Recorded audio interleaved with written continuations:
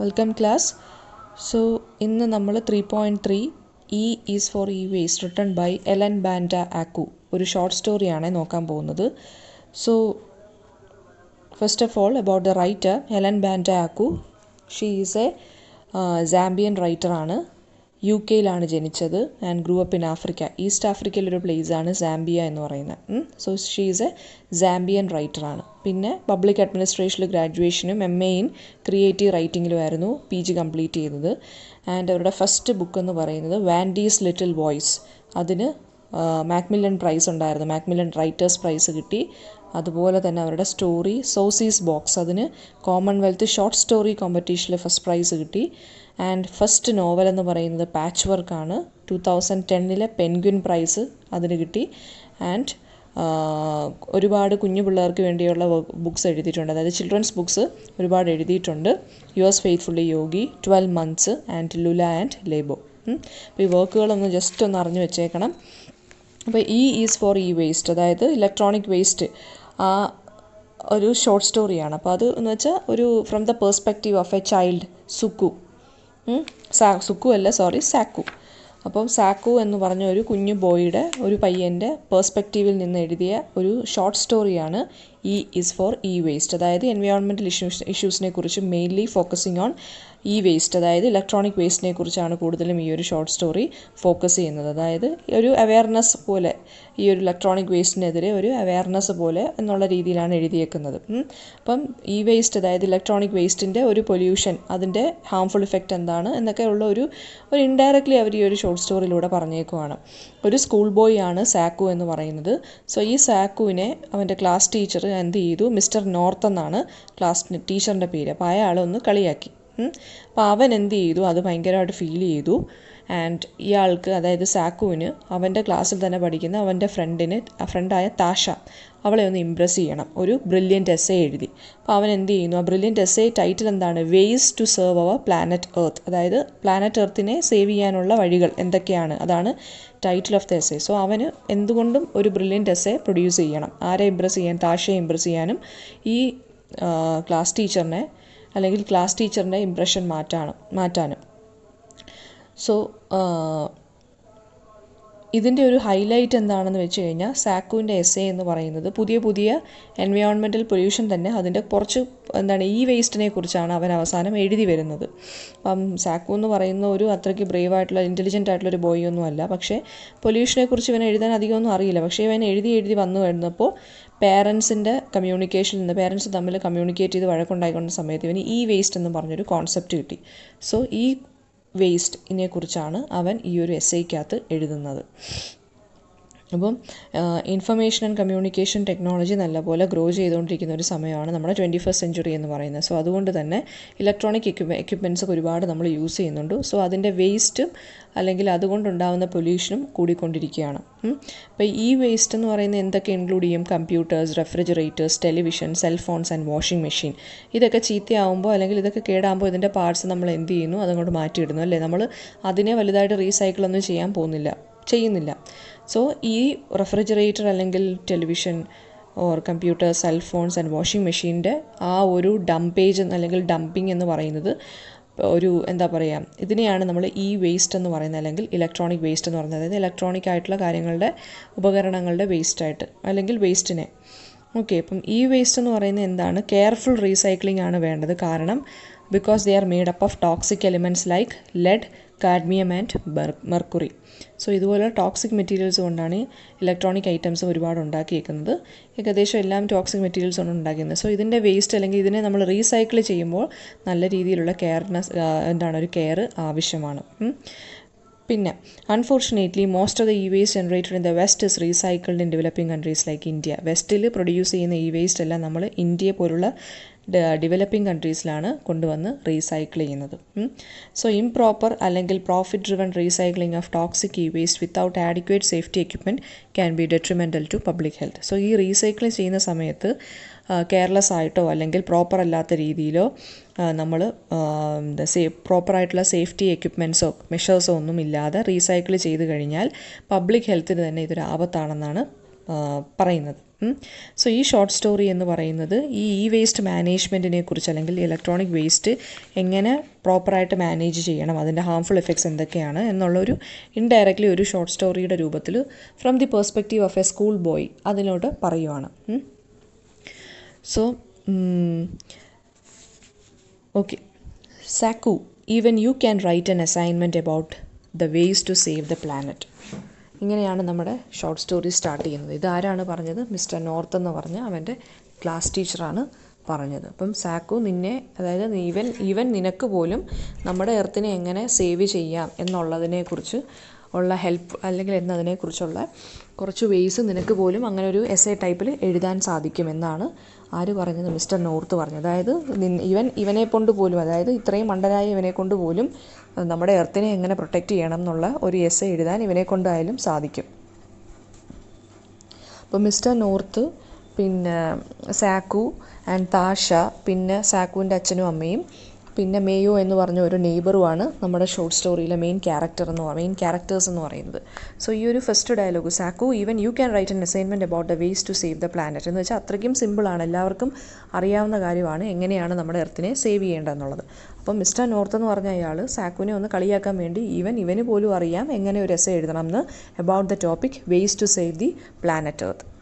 So that's what Mr. North, our class teacher, said to me as he handed out the homework assignment to the class. And imagine that, he said, Saku, even you, which suggested that even a dimwit like me can write an assignment on ways to save our planet. അതായത് mister north, അപ്പോൾ എന്താണ് mister north പറഞ്ഞ ആ ഒരു dialogue അവന് ഇഷ്ടപ്പെട്ടില്ല. അതായത് even എന്നെ പോലുള്ള അല്ലെങ്കിൽ ഡിംവിറ്റ് എന്ന് വെച്ച് കഴിഞ്ഞാൽ എന്താണ് മീനിങ്? നോട്ട് സോ ഇൻ്റലിജൻറ്റ് എന്നുള്ളൊരു മീനിങ് ആണ്.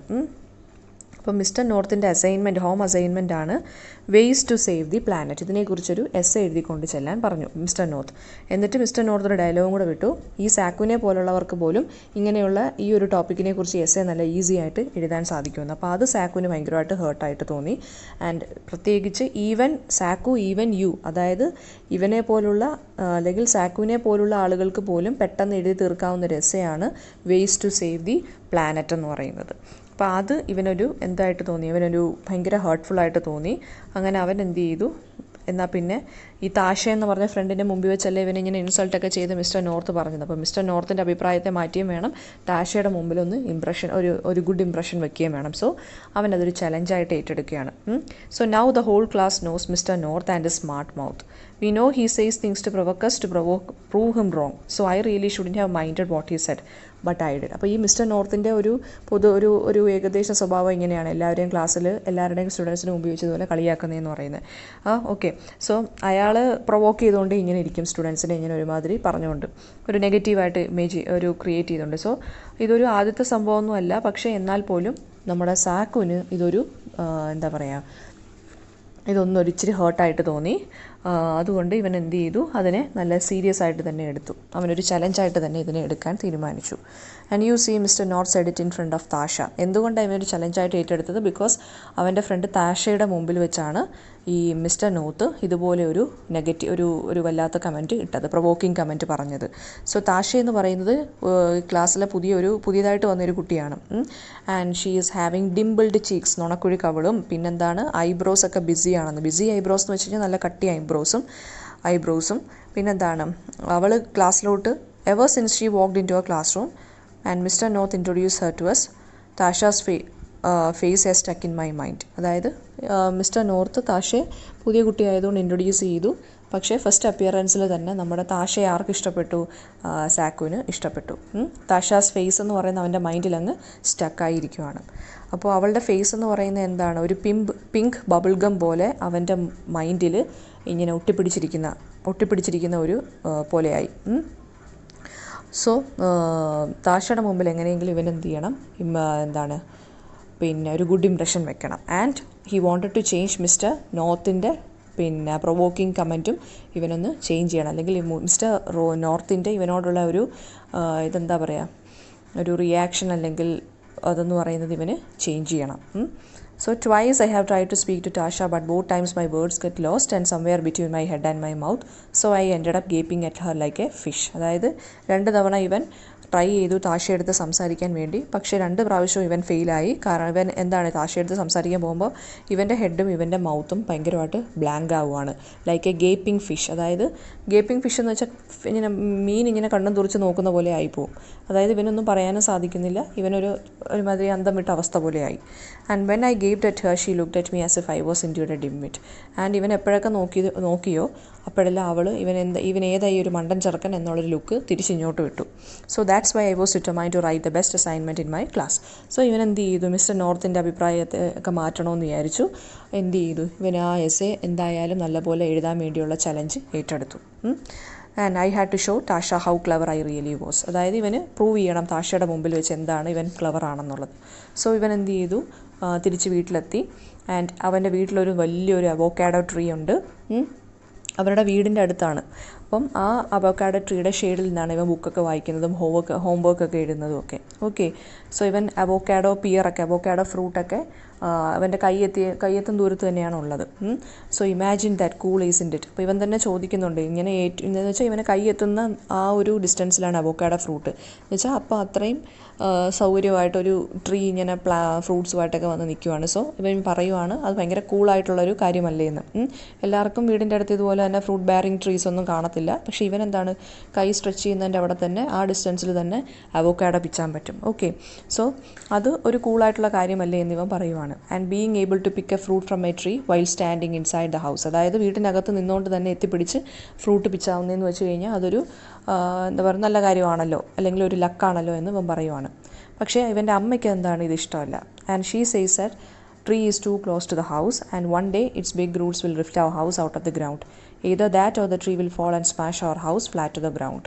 അപ്പോൾ അമ്മ പറയുവാണ് അതത്രയ്ക്ക് ശരിയാവത്തില്ല, ഈ വീടിൻ്റെ അടുത്തോട്ട് ഈ ട്രീ നിന്ന് കഴിഞ്ഞാൽ എന്ത് ചെയ്യും, അതിൻ്റെ റൂട്ട്സ് ഒന്നുകിൽ വീടിൻ്റെ അടിത്തറ ഇളകി വീടിൻ്റെ പുറത്തോട്ടായിരിക്കും വീഴുന്നത്, അവസാനം വീടും മരവും വീഴും. അതുകൊണ്ട് ഇതങ്ങ് വെട്ടിക്കളയുന്നതാണ് നല്ലതെന്നാണ് നമ്മുടെ സാക്കുവിൻ്റെ അമ്മയുടെ അഭിപ്രായം. പക്ഷേ dad says mum worries too much and he says it's such a harmless tree. പക്ഷേ അച്ഛൻ്റെ അഭിപ്രായം എന്താണ്, അത് അവോക്കാഡോ ട്രീ എന്ന് പറയുന്ന ഒരു ഹാംലെസ് ആയിട്ടുള്ള ട്രീ ആണ്, അത് നമ്മളെ ഒന്നും ചെയ്യാൻ പോകുന്നത്, അതായത് നമ്മുടെ വീടിന് അതൊരു ദ്രോഹവും ചെയ്യാൻ പോകുന്നില്ല, വീടിനൊരു കുഴപ്പവും അതുമായിട്ട് ഉണ്ടാക്കില്ല, അതൊരു ഹാംലെസ് ട്രീ ആണെന്ന് അച്ഛൻ പറയുന്നു. I know ma and dad are both right. Mom worries too much and dad says avocado tree is harmless because he doesn't want the hassle of having to cut the tree down, which is what Ma has been trying to get him to do for years now. അതായത് അമ്മയും അച്ഛനും ഒരർത്ഥത്തിൽ പറഞ്ഞത് കറക്റ്റാണ്. അതായത് അമ്മ നല്ലപോലെ worried ആവുന്നുണ്ട് ട്രീയുടെ കാര്യത്തിൽ. അച്ഛൻ പറഞ്ഞത് ഹാംലെസ് ആണെന്ന് പറഞ്ഞ് എന്തുകൊണ്ടാണ് അച്ഛനത് മുറിക്കാനും എടുക്കാനും ഉള്ള ആ ഒരു ഹാസൽനെസ്, അതായത് അങ്ങനെ ഇൻകൺവീനിയൻസ്, അത്രയും എന്താ പറയുക, അതൊന്നും ചെയ്യാൻ അച്ഛന് ശരിക്കും പറഞ്ഞാൽ വയ്യ. വീടും അതായത് ഈ ഒരു ട്രീ വെട്ടി മുറിക്കാനും അതിനുള്ള ആളുകളെ വിളിക്കാനും അതിനുള്ള കാര്യങ്ങൾ ചെയ്യാനൊന്നും പ്രോപ്പർ അറേഞ്ച്മെൻറ്റ്സ് ഒന്നും ചെയ്യാൻ വേണ്ടി അച്ഛൻ വയ്യ, ഹീസ് ലേസി. അതുകൊണ്ടാണ് അച്ഛൻ ഹാംലെസ് ട്രീ എന്ന് പറഞ്ഞ് ഒഴിഞ്ഞു മാറുന്നത്. പക്ഷേ അമ്മയാണെങ്കിൽ എന്ത് ചെയ്യുന്നു, ഒരുപാട് വർഷമായിട്ട് അച്ഛൻ്റെ അടുത്ത് പറയുവാണ് ഈ അവോക്കാഡോ ട്രീ കട്ട് ചെയ്ത് കളയണമെന്ന്. കാരണം എന്താണ്, അത് വീടിന് ഒരു ഭീഷണിയാണ്.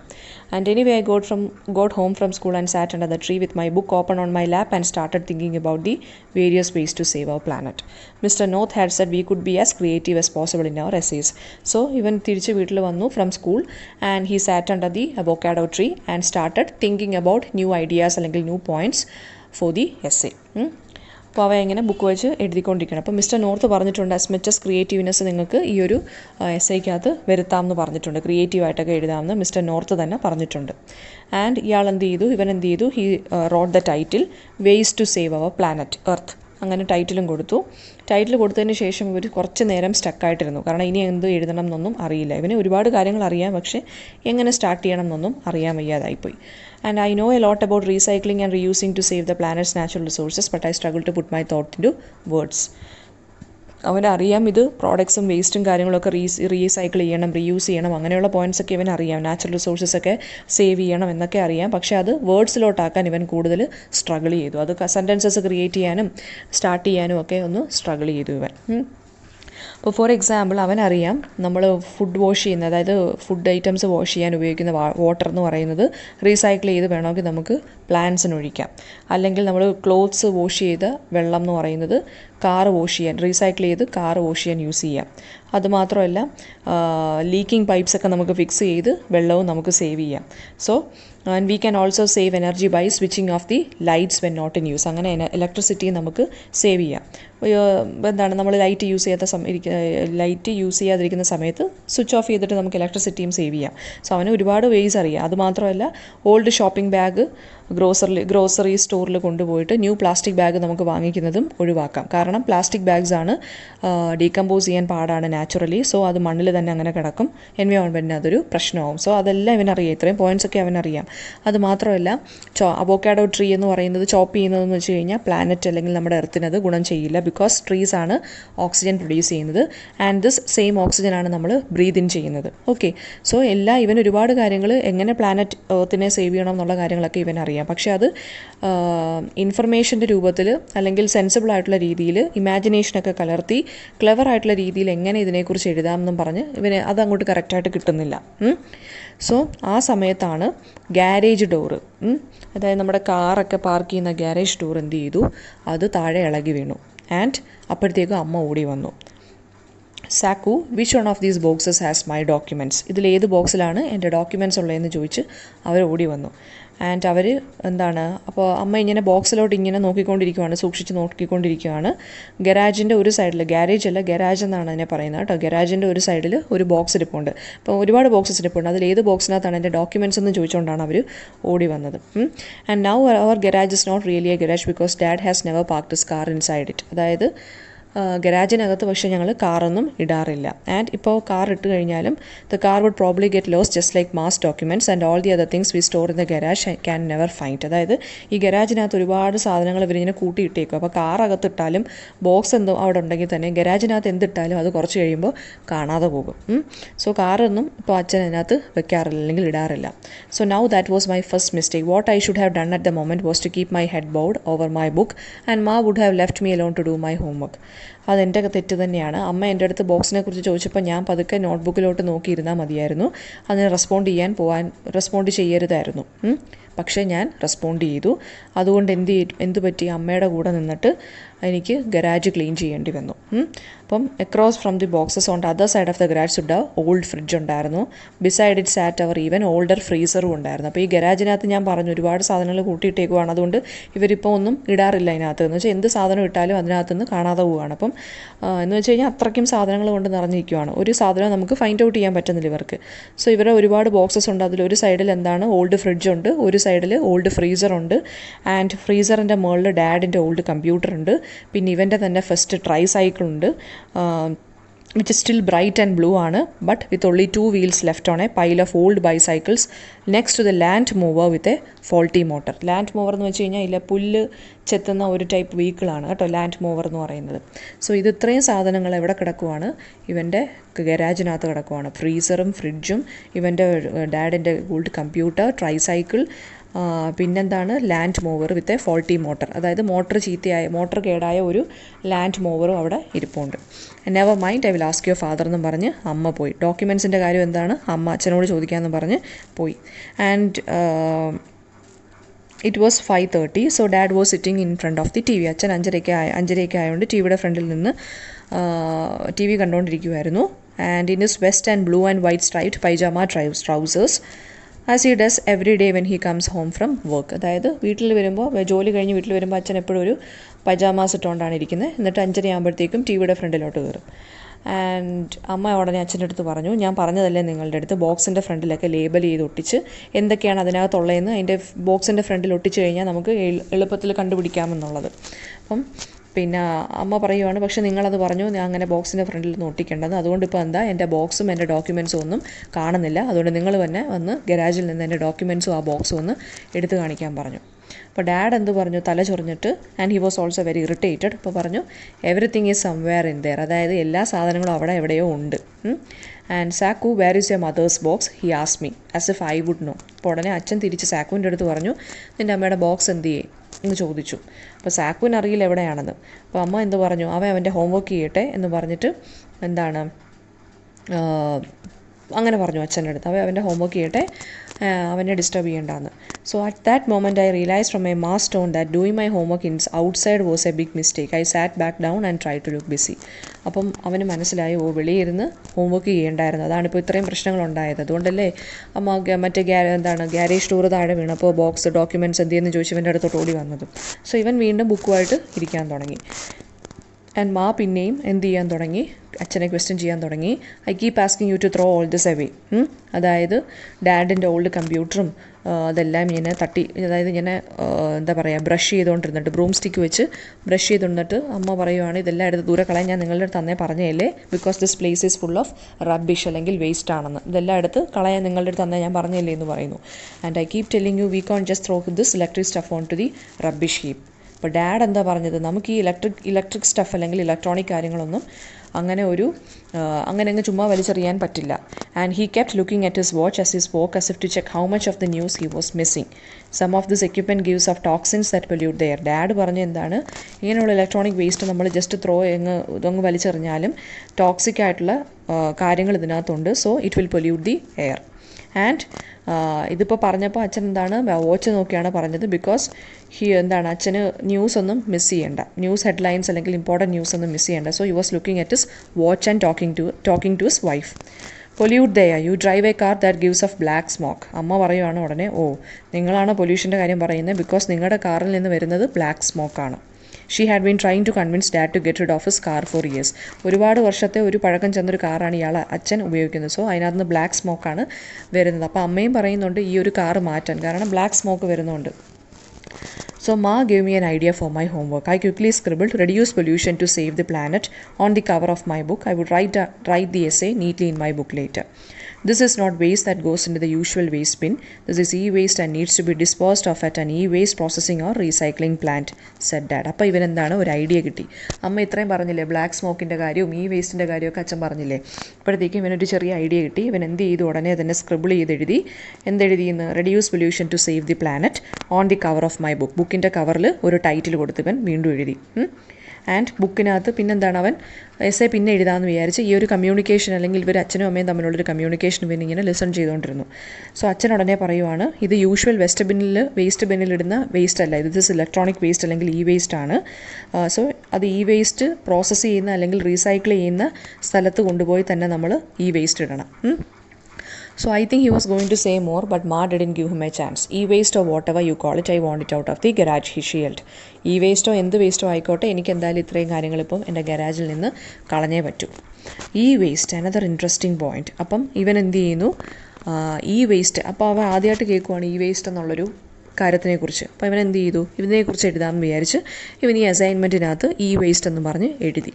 While Dad's words were still fresh in my mind, I scribbled e-waste is made up of equipment such as e-waste എന്ന് വെച്ച് കഴിഞ്ഞാൽ എന്താണ്, waste made up of equipment such as fridges, computers and bicycles. അപ്പോൾ ഇതാണ് സംഭവം എന്ന് ഇവർ മനസ്സിലായി. ഈ വേസ്റ്റ് എന്ന് പറഞ്ഞ് അവൻ എന്ത് എഴുതി, എസ്ഐക്കകത്തോട്ട് എഴുതാൻ തുടങ്ങി. അതായത് ഫ്രിഡ്ജിൻ്റെയും കമ്പ്യൂട്ടറിൻ്റെയും ബൈസൈക്കിളിൽ നിന്നും വരുന്ന ആ വേസ്റ്റിനെയാണ് അല്ലെങ്കിൽ ആ വേസ്റ്റുകളെയാണ് അല്ലെങ്കിൽ ചീത്തയായിരിക്കുന്ന ആ സംഭവങ്ങളെയാണ് നമ്മൾ ഈ വേസ്റ്റ് എന്ന് പറയുന്നത്. സോ ബൈസൈക്കിളിൻ്റെ കാര്യം ഇവൻ അത്രയ്ക്ക് അറിയില്ലായിരുന്നു. സോ അവൻ എന്ത് ചെയ്തു, അത് കട്ട് ചെയ്ത് കളഞ്ഞു. And quickly wrote e waste should be disposed of in an e waste processing അല്ലെങ്കിൽ recycling system to stop it polluting the air. So അവൻ അച്ഛൻ്റെ കയ്യിൽ നിന്ന് ആ ഒരു ഐഡിയ കിട്ടി. അവൻ അതുപോലെ തന്നെ അത് എസ്ഐക്കകത്തും എഴുതി. അതായത് ഈ വേസ്റ്റ് എന്ന് പറയുന്നത് നമ്മൾ നോർമൽ ട്രാഷ് ബിന്നകത്ത് ഇടാൻ പറ്റില്ല, but it should be processed എന്നെ അതായത് ഈ വേസ്റ്റ് റീസൈക്ലിംഗ് പ്ലാന്റിൽ തന്നെ പ്രോസസ്സ് ചെയ്യുന്നൊരു കാര്യമാണ്. അതിലെങ്കിൽ എന്ത് സംഭവിക്കും, otherwise it may pollute the air. So mean while as I was scribbling all over the cover of my work, the argument between Ma and Dad was heating up. അപ്പോഴത്തേക്കും അച്ഛനും അമ്മയും തമ്മിലുള്ള വഴക്ക് കുറച്ചും കൂടി മൂർച്ഛിച്ചു ഇവൻ എഴുതുന്ന സമയത്ത്. അപ്പം അച്ഛൻ ഇങ്ങനെ പറഞ്ഞു, യു വുഡൻറ്റ് അണ്ടർസ്റ്റാൻഡ് ഈ വേസ്റ്റ് എന്ന് പറഞ്ഞു. അതായത് നിനക്ക് ഈ വേസ്റ്റിനെ കുറിച്ചൊന്നും അറിയില്ല. അപ്പോൾ ഉടനെ അമ്മ എന്താ പറഞ്ഞത്, don't start your fancy terms. അതായത് ഇങ്ങനെയുള്ള വലിയ വലിയ വാക്കുകളൊന്നും പറഞ്ഞ് എന്നെ വരട്ടാൻ നോക്കണ്ട, നിങ്ങൾ ബോക്സിൻ്റെ പുറത്ത് ലേബൽ ചെയ്ത് ഒട്ടിക്കേണ്ടതായിരുന്നു എന്ന് പറഞ്ഞ് അമ്മ വഴക്ക് പറയാൻ തുടങ്ങി. ആൻഡ് ഇവൻ സാക്കു എന്ത് ചെയ്തു, അമ്മ പറഞ്ഞത് ശരിയാണെന്നും പറഞ്ഞ് എഗ്രി ചെയ്തു. And dad has a way of complicating everything. Dad എല്ലാ കാര്യവും കോംപ്ലിക്കേറ്റഡ് ആക്കത്തേ ഉള്ളൂ. And ma says because he reads too many books. Book വായിക്കുന്നതുകൊണ്ടാണ് ഈ കോംപ്ലിക്കേഷൻ എന്നാണ് അമ്മ പറയുന്നത്. So that's why I didn't tell him about my assignment or ask more about e waste. അതായത് അതുകൊണ്ട് തന്നെയാണ് സാക്കു കൂടുതലും ഇവൻ്റെ അസൈൻമെൻറ്റിനെ കാര്യത്തെക്കുറിച്ച് ഹെൽപ്പ് ചെയ്യണമെന്നും അച്ഛനോട് ചോദിക്കാഞ്ഞത്. കാരണം എന്താണ്, അച്ഛനത് കുറച്ചും കൂടി കോംപ്ലിക്കേറ്റഡ് ആക്കും. കാരണം പുതിയ പുതിയ വലിയ വാക്കുകളൊക്കെ കൊണ്ട് എന്താണ് whole history of saving the environment, അതിനെക്കുറിച്ച് ആവശ്യമില്ലാത്തതും അനാവശ്യമായിട്ടുള്ള കാര്യങ്ങളും എല്ലാം എനിക്ക് പറഞ്ഞു തരും.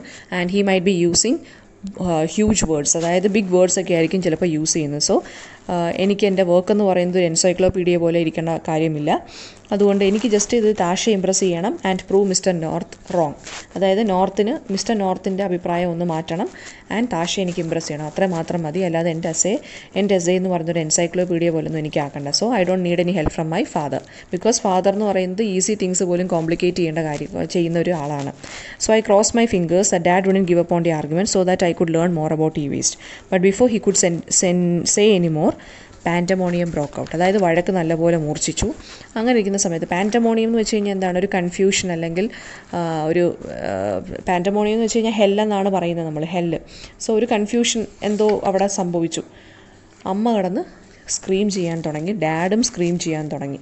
And he also screamed and jumped on to his chair. അവനും സ്ക്രീം ചെയ്തുകൊണ്ട് ചെയറിൻ്റെ പുറത്തോട്ട് ഓടിക്കേറി. എന്തുമായിരുന്നു കാര്യം? They saw a big black rat. ഒരു എലിയെ കണ്ടു.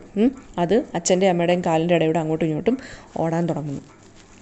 And as I landed on the chair, my feet plowed through the canvas seat and I toppled over in the muddy edge. My legs caught into the chair, so I kicked it free and jumped up just as the rat disappeared up Dad's pajama trousers.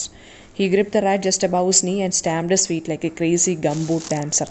അപ്പോൾ ഇവൻ എന്ത് ചെയ്തു, ഓടിച്ചെന്നൊരു ചെയറിൻ്റെ മുകളിലോട്ട് കയറി അങ്ങ് നിന്നു. അപ്പോൾ ആ ചെയറും തുളച്ച് അവൻ്റെ കാലെന്ത് ചെയ്തു, അല്ലെങ്കിൽ ആ ചെയർ കീറി അവൻ്റെ കാല് അതിനകത്തൂടെ വീണു.